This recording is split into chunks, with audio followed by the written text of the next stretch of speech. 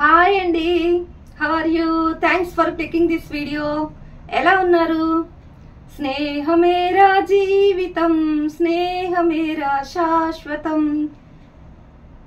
స్నేహాని కన్న మిన్న లోకాన లేదురా, కడదాక నీడలాగా నన్ను వీడిపోదురా అంటూ హ్యాపీగా స్నేహితులతో ఎంజాయ్ చేస్తున్నారా?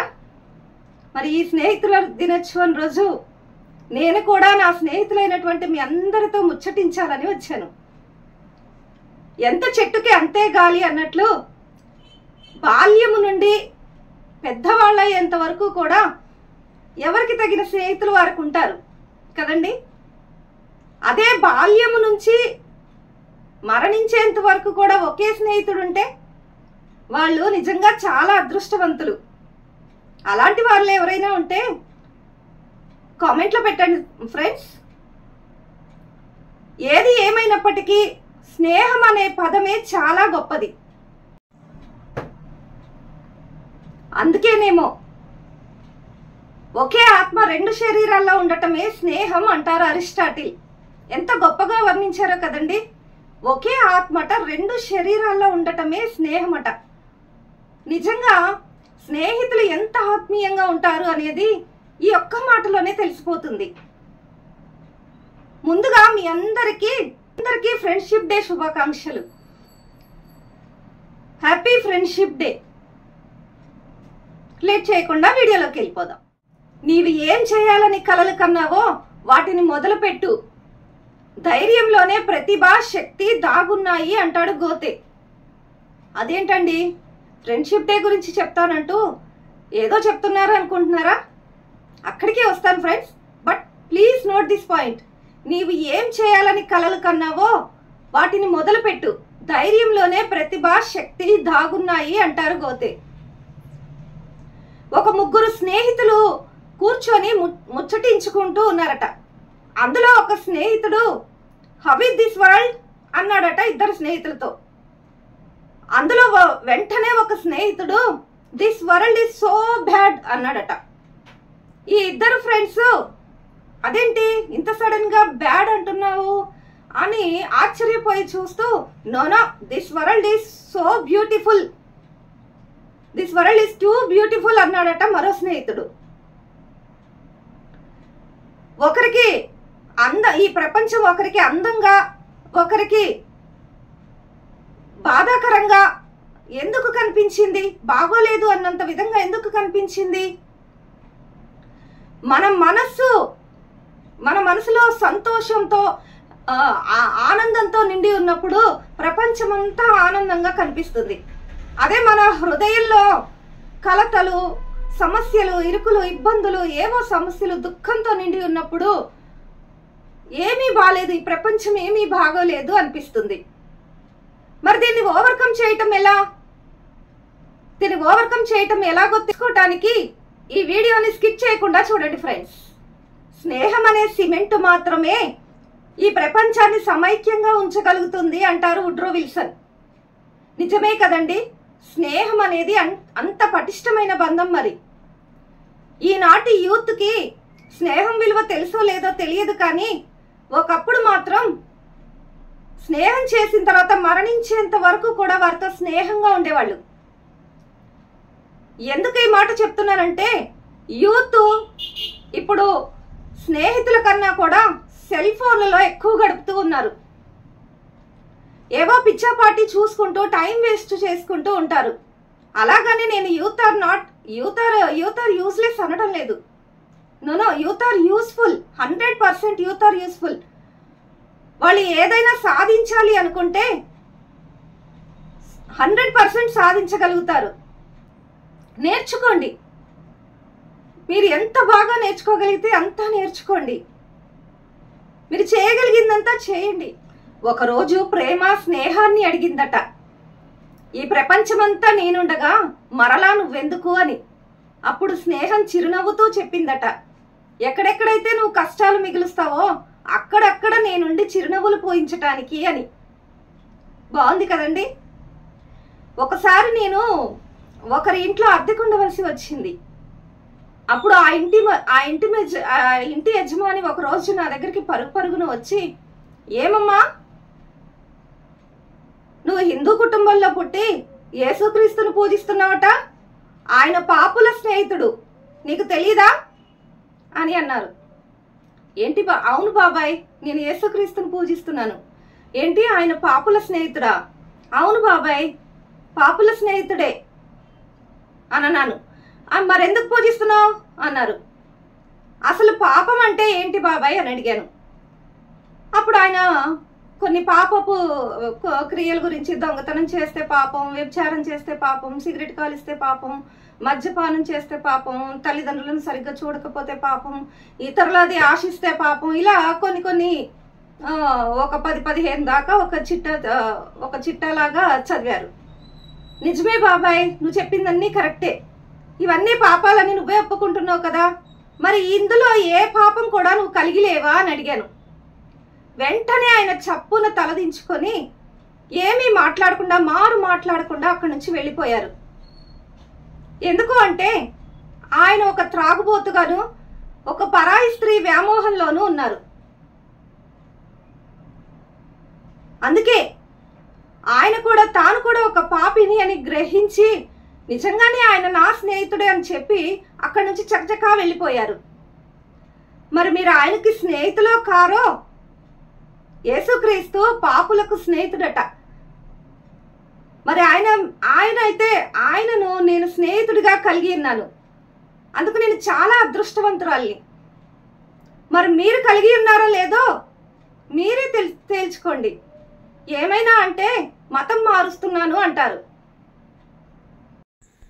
నిజమండి, నేను కులమతాల గురించి మాట్లాడటం లేదు, కానీ యేసుక్రీస్తు ప్రభు పరలోకాన్ని విడిచిపెట్టి మనందరి పాపాలు క్షమించటం కోసమే ఈ భూలోకానికి వచ్చి శిలువ మరణం పొందారు.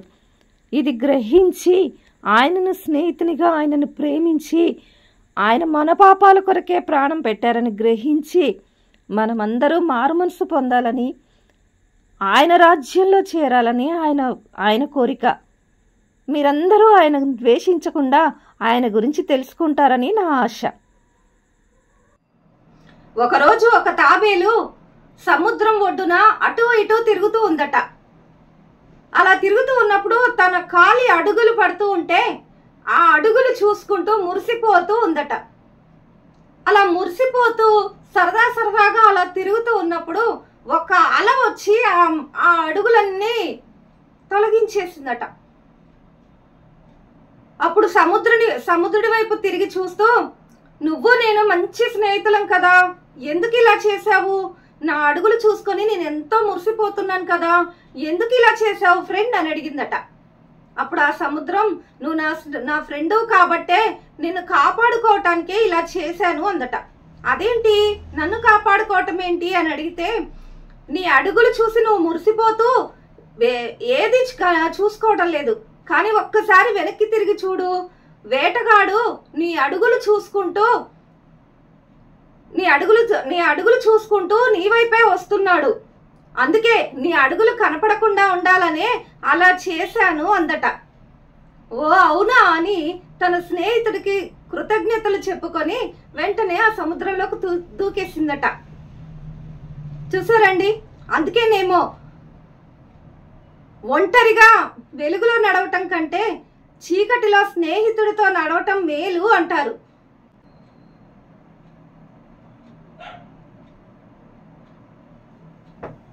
అలాగని స్నేహం చేయటం ముఖ్యం కాదు, మనం ఎలాంటి వారితో స్నేహం చేస్తున్నాం అనేదే ముఖ్యం. ఒక వ్యక్తితో స్నేహం మన వ్యక్తిత్వాన్ని నిలబెట్టేదిగా ఉండాలి. వారి సహచర్యంలో మన పెదవులు ఆనందంతో విచ్చుకోవాలి. ఏమంటారు? మరి ఇద్దరి స్నేహితుల గురించి ఒక స్టోరీ చెప్పుకుందామా ఫ్రెండ్స్? ఇద్దరు స్నేహితులు ఒక గ్రామంలో జీవించేవారట.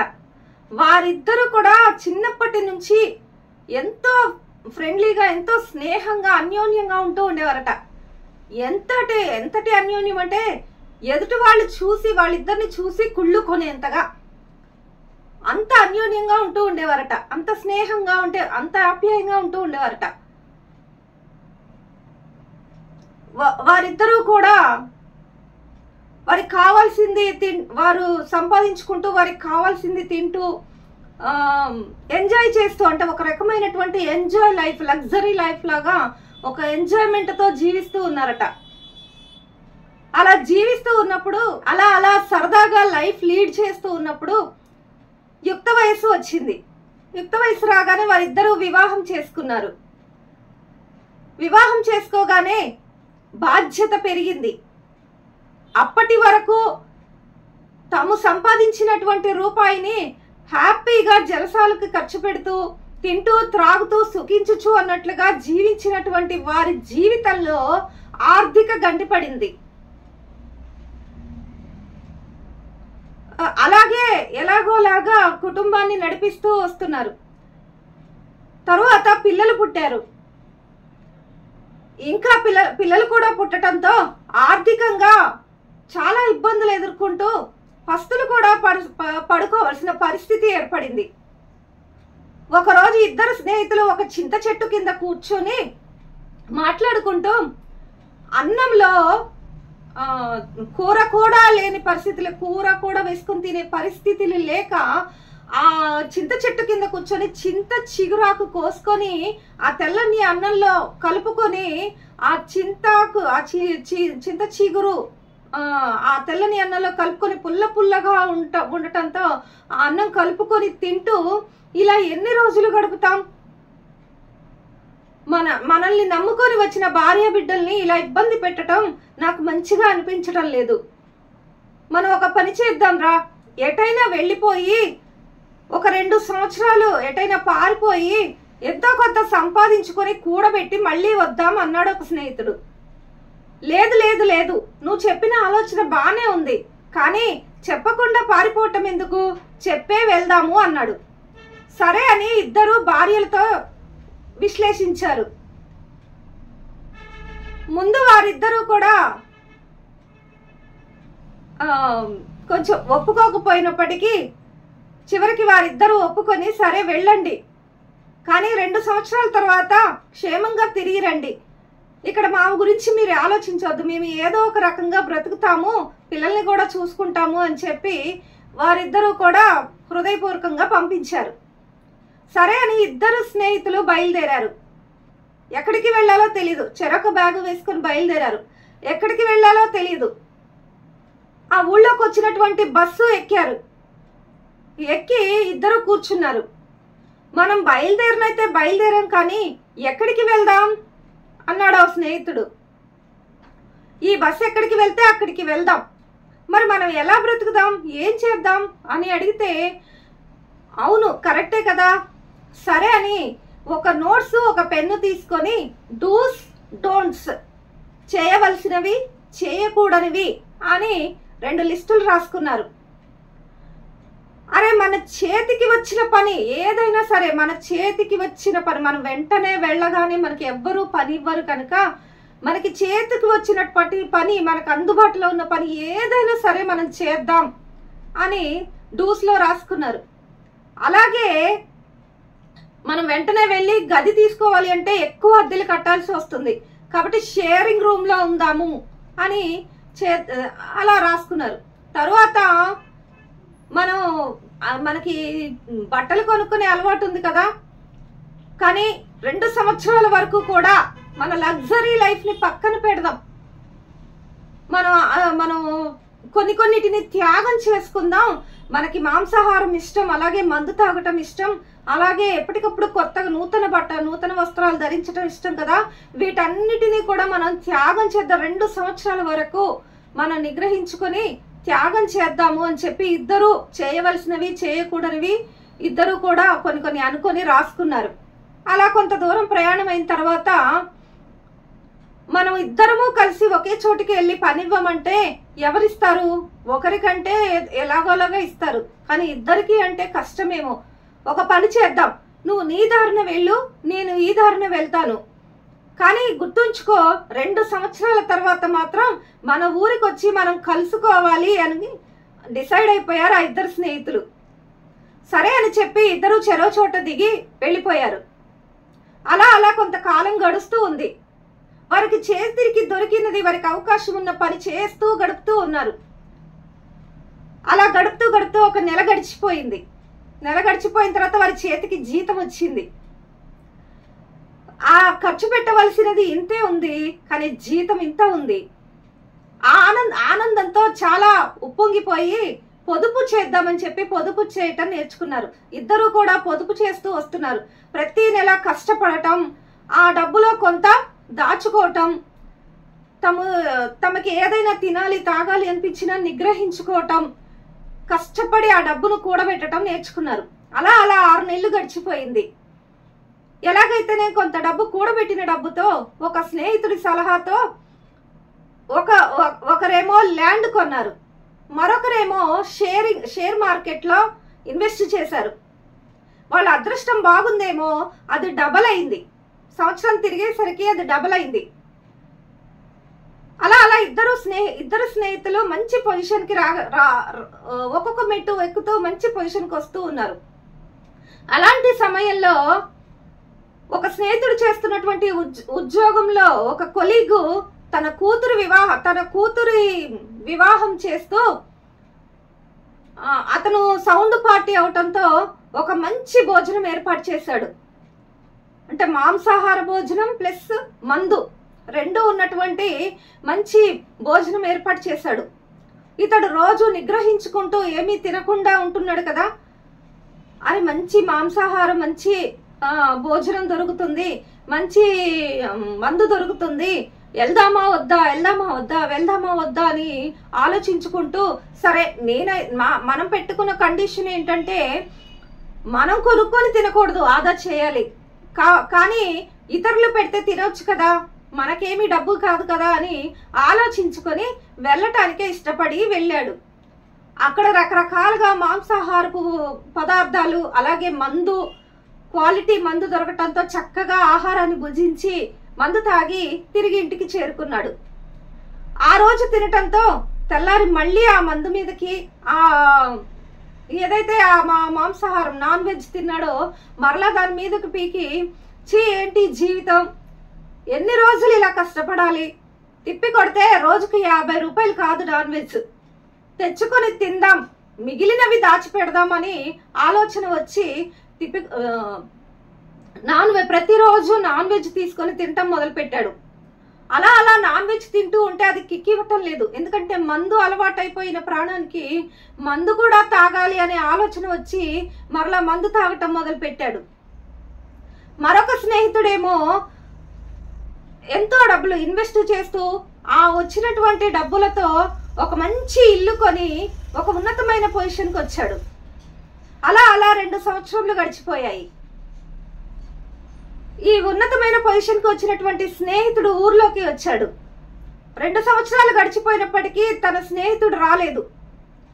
ఒక 10 రోజులు చూశాడు, 20 రోజులు చూశాడు, నెల రోజులు చూశాడు. ఎంత చూసినప్పటికీ కూడా తన స్నేహితుడు రాకపోవటంతో బాధతో మరలా బయలుదేరాడు. ఆ స్నేహితుడు ఎక్కడ ఉన్నాడు అని ఎంక్వైరీ చేసినా తనకి ఎక్కడున్నాడో ఏమీ జాడ తెలియలేదు.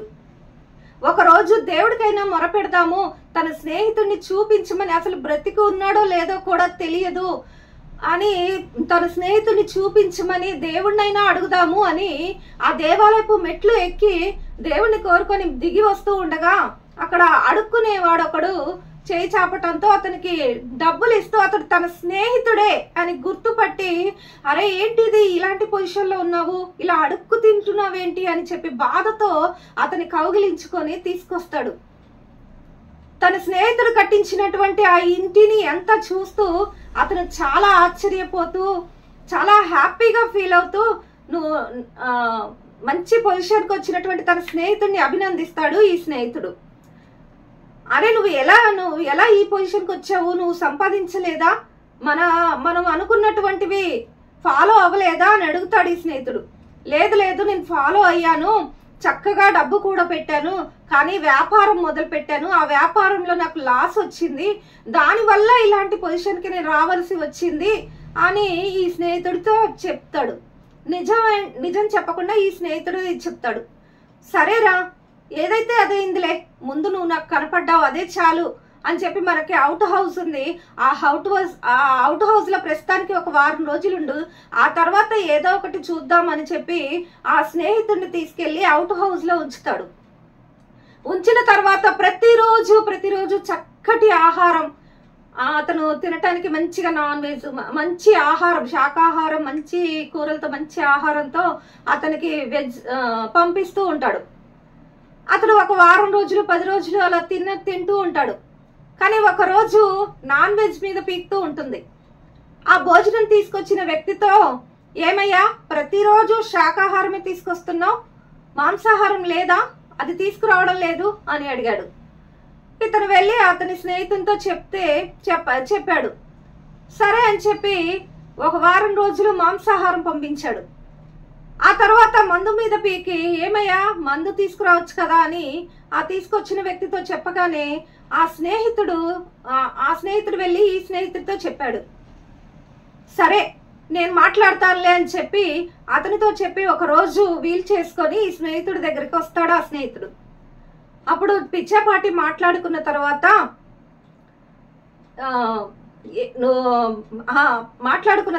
సరే రేపటి నుంచి మంచి భోజనం పంపిస్తానులే అని చెప్పి మాట్లాడి అతని స్నేహితునితో మాట్లాడి వెళ్ళిపోతాడు. ఈ స్నేహితుడు తెల్లారి పొద్దున పూట భోజనం పంపిస్తాడు. అందులో ఉత్తన్నం, తెల్లన్నం మాత్రమే పంపిస్తాడు. ఇక కర్రీస్ కానీ మాంసాహారం కానీ ఏది పంపించడు. ఇదేమిటి ఉత్తన్నమే తీసుకొచ్చావు, కూరలు ఏం పంపించలేదా అని అడిగితే, లేదండి మీ స్నేహితుడు ఇంటి ముందు ఉన్నటువంటి చింత చిగురు చెట్టు ఉందట, ఇంటి ముందు ఆ చెట్టు చిగురు కోసుకొని ఈ ఆహారంలో కలుపుకొని భుజించమని చెప్పారు అన్నాడట. ఏంటి అలా చెప్పాడా వాడు అని, సరే అప్పటికి బాగా ఆకలి అవుతుండటంతో సరే అని చెప్పి ఇంటి ముందు ఉన్నటువంటి ఆ చింత చిగురు చెట్టు ఆకులు కోసుకొని భోజనం చేస్తూ ఉన్నాడట. అలా వారం రోజులు తెల్లన్నమే పంపించటం, ఆ చింత చిగురు కోసుకొని తినటం అలా చేస్తూ ఉన్నాడట. కానీ వారం రోజుల తర్వాత ఆ చెట్టుకున్నటువంటి ఆకు కూడా అయిపోయిందట. అప్పుడు మరలా ఈ స్నేహితుడు ఆ స్నేహితుడితో కబురు పంపాడు, ఆ చెట్టు ఆకు అయిపోయింది, మరి ఏం తినాలి, ఎందుకు ఇలా చేస్తున్నావు అని బాధ వ్యక్తం చేస్తున్నాడు అని చెప్పగానే, సరే నేను కలుస్తాలే అని చెప్పి మరలా ఈ స్నేహితుడి దగ్గరకు వచ్చి, ఓకేరా ఆ చెట్టు ఆకు అయిపోయింది కదా, అవుట్ హౌస్ వెనకమాల ఒక పెద్ద చెట్టు ఒక తోటే ఉంది, చింత చిగురు తోటే ఉంది, అది మనదే, నీకెంత ఆకు కావాలనుకుంటే అంత ఆకు కోసుకో అన్నాడట. సర్లే అని స్నేహితుడు ఏమి మాట్లాడలేక, తన స్నేహితుడిని ఎదురు అడగలేక, మరి నాన్ వెజ్ పంపించచ్చు కదా అని ఎదురు అడగలేక, అతను ఏది పెడితే అది తినాలి, అలా అడగకూడదు అని చెప్పేసి సరే అని చెప్పి ప్రతిరోజు ఆ తోటలో ఉన్నటువంటి చెట్టు నుంచి చిగురు కోసుకోవటం తినటం చేస్తూ ఉన్నాడట. అలా గడిచిపోతుంది. ఒకరోజు మరలా స్నేహితుడు వీలు చేసుకొని ఈ స్నేహితుడి దగ్గరకు వచ్చి, అరే ఎలా ఉన్నావు అని అడిగి, మరి నువ్వు అసలు సంగతి నాకు చెప్పలేదు, ఎక్కడ ఉన్నావు, ఏం చేసావు, ఎలా బ్రతికావు, నీతో మాట్లాడటానికి నాకు టైం దొరకలేదురా, ఈ రోజు టైం దొరికింది, నీతో మాట్లాడాలని వచ్చాను, మరి నువ్వు ఎలా గడిపావు, ఇన్ని రోజులు ఎలా గడిపావు తెలుసుకుందామని వచ్చాను అని ఈ స్నేహితుడితో చెప్పగానే ఈ స్నేహితుడు అన్నాడట, చెప్పాను కదరా వ్యాపారంలో లాస్ వచ్చిందని, అందుకే నష్టపోయాను, కూడబెట్టిందంతా ఒకేసారి పోగొట్టుకున్నాను అన్నాడట. అరే ఇప్పుడు కూడా నా దగ్గర నిజం దాస్తున్నావు కదా, ఎందుకు ఇలా నిజం దాస్తున్నావు, నువ్వు నిజం చెప్పాలనే నేను చింత చిగురుతో నీకు ఆహారం పెట్టించాను. అరే ఒకప్పుడు గుర్తొచ్చిందా, ఒకప్పుడు చింత చిగురు చెట్టు కింద కూర్చొని మనం అన్నంలో ఈ ఆకు కలుపుకుంటూ మన భార్య బిడ్డల్ని పోషించడానికి మన దగ్గర డబ్బులు లేక మనం ఇద్దరము ఎంతో కొంత సంపాదించాలి అని చెప్పి 2 సంవత్సరాల క్రితం మనం బయటకు వచ్చేసాము. అలాంటిది ఎంతో కష్టపడాలి, ఎన్నో నిగ్రహించుకోవాలి అని మనం ముందే చెప్పుకున్నాము, ముందే అన్నిటికీ తాడుకోవాలని చెప్పి ముందే చెప్పుకున్నాం కదా, మరి ఎందుకు నువ్వు ఇలా చేసావు అని అడిగితే ఆ స్నేహితుడు బోరున ఏడుస్తూ, నిజమేరా ఒకనాడు మా కొలీగ్ ఇలా తన బిడ్డ వివాహానికి పిలిచాడు, అక్కడ మాంసాహారం భుజించాను, ఒక స్నేహితుడేమో మందు తాగుదాం రా అని పిలిచాడు, అక్కడ మందు తాగటానికి వెళ్ళాను, అలా అలా అలవాటు అయిపోయింది, నిగ్రహించుకోలేకపోయాను, అలా అలా చెడు స్నేహితులకి చెడు అలవాట్లకి లోనైపోయి నేను ఉన్నదంతా పోగొట్టుకున్నాను అని ఆ స్నేహితునితో చెప్తూ బోర్న ఏడ్చాడట. చూసారా ఫ్రెండ్స్, యవన కాలంలో తినుచూ త్రాగుచూ సుఖించుచూ ఉంటే మన జీవితాలు ఎలా నాశనం అయిపోతాయో. ఈ కథ ద్వారా మనం తెలుసుకోవాల్సిన నీతి ఏంటంటే నిగ్రహ శక్తి కలిగి ఉండాలి. ఈ స్నేహితుడేమో తాను అనుకున్న విధంగా నిగ్రహ శక్తి కలిగి చక్కగా తను అనుకున్న ప్లాన్ ప్రకారం ఆదా చేసుకుంటూ పొదుపు చేసుకుంటూ ఒక ఉన్నతమైన పొజిషన్కి రాగలిగాడు. ఇతను నిగ్రహించుకోలేక తనకున్నదంతా పోగొట్టుకొని మరలా మొదటి స్థితికే వచ్చాడు. సో ఫ్రెండ్స్, ఈ కథ ద్వారా మనం తెలుసుకోవాల్సింది ఏంటంటే మనము నిగ్రహ శక్తి కలిగి ఈ యవ్వన సమయంలోనే మనము కనుక సంపాదించగలిగితే, కూడబెట్టుకోగలిగితే మన జీవితం చాలా బాగుంటుంది. చూసారు కదా ఫ్రెండ్స్, మరి ఈ కథలో స్నేహితుల్లాగా లగ్జరీ లైఫ్ అంటూ లీడ్ చేస్తూ మీ జీవితాన్ని నాశనం చేసుకుంటున్నారా? లేదా సాకులు చెప్తూ కూర్చుంటున్నారా? సాకులు చెప్పకండి, సాకులు చెప్తూ కూర్చోకు. ఎప్పుడైతే నువ్వు సాకులు చెప్పటం మానేస్తావో అప్పుడే నీ అడుగు ముందుకు పడుతుంది. నీకు అలసటగా ఉందా? త్వరగా నిద్రపో, సరైన విశ్రాంతి తీసుకొని పనిని మొదలుపెట్టు. నీకు ఆరోగ్యం బాగోలేదా? అయితే సరైన సమయానికి తింటూ ఎంతో కొంత వ్యాయామం చేస్తూ ఆరోగ్యాన్ని అదుపులోకి తెచ్చుకో. లేదండి సమయం లేదు అందుకే నేనేమి చేయలేకపోతున్నాను అంటున్నావా? అయితే అవసరమైనవేవో అవసరం కానివేవో గ్రహించుకొని అవసరమైన వాటి కొరకు నీ సమయాన్ని కేటాయించు. లేదండి డబ్బు లేదు అందుకనే ఏమి చేయలేకపోతున్నాను అంటున్నావా? అయితే పొదుపు చేయటం నేర్చుకో. నెమ్మది నెమ్మదిగా ఆదాయ మార్గాన్ని వెతుక్కు. క్రమక్రమంగా నీ ఆదాయం మెరుగుపడుతుంది. అంతేగాని ఏదో ఒక సాకులు చెప్తూ కూర్చుంటావే. తెలియనిది అడిగి తెలుసుకో, చదివి నేర్చుకో. అంతేగాని ఏదో ఒక సాగు చెప్తూ ఏ పని చేయకుండా బద్ధకంగా వాయిదా వేస్తూ అక్కడే ఉండిపోతావే. సాకులు చెప్పటం ఎప్పుడైతే మొదలవుతుందో సాకులకి బానిసగా మారిపోతావు. మార్గాన్ని ఎంచుకొని ఒక్కో అడుగు ముందుకు సాగు. అప్పుడే అద్భుతమైన ఫలితాలను నీ కళ్ళారా చూస్తావు. అందుకే చెప్పాను, నీవు ఏం చేయాలని మొదలుపెట్టావో వాటిని మొదలుపెట్టు. ధైర్యంలోనే ప్రతిభ శక్తి దాగున్నాయి అని. ఎవ్వరేమనుకున్నా ఎంత కాదనుకున్నా జీవితంలో ఒక్కటైతే నగ్న సత్యం, ఖాళీ కడుపు ఖాళీ జేబు ఇచ్చే మోటివేషన్ ఈ ప్రపంచంలో ఏదీ ఇవ్వలేదు.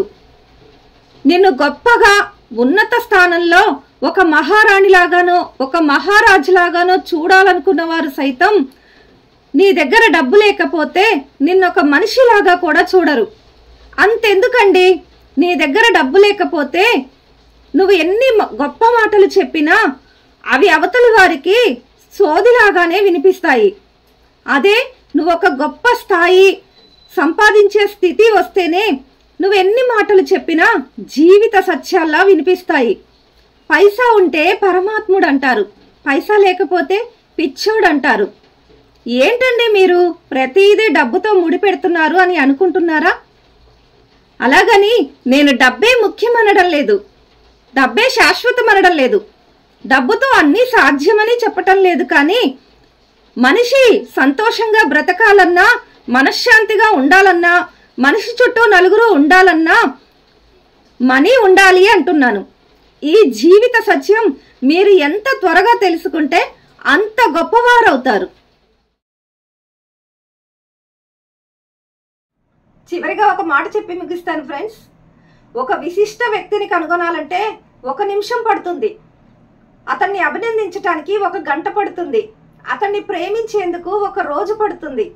కానీ అతనికి మంచి స్నేహితునిగా మారాలంటే జీవిత కాలం ఇవ్వాల్సిందే అంటారు సామాజిక శాస్త్రవేత్తలు. నిజమే కదండి? ఒక మంచి స్నేహితుని కలిగి ఉండటం ఎంతో అదృష్టం. మరి ఈ స్నేహితుల దినోత్సవం రోజు ఈ స్నేహితురాల్ని కూడా గుర్తుపెట్టుకొని ఈ వీడియోని షేర్ చేస్తారు కదా. లైక్ చేయండి, షేర్ చేయండి, కామెంట్ చేయండి. అండ్ నేను పెట్టే ప్రతి వీడియో మీరు చూడాలి అనుకుంటే సబ్స్క్రైబ్ చేసుకుని ఆ పక్కనే ఉన్న బెల్ ఐకాన్ నొక్కటం మర్చిపోకండి. Thanks for watching.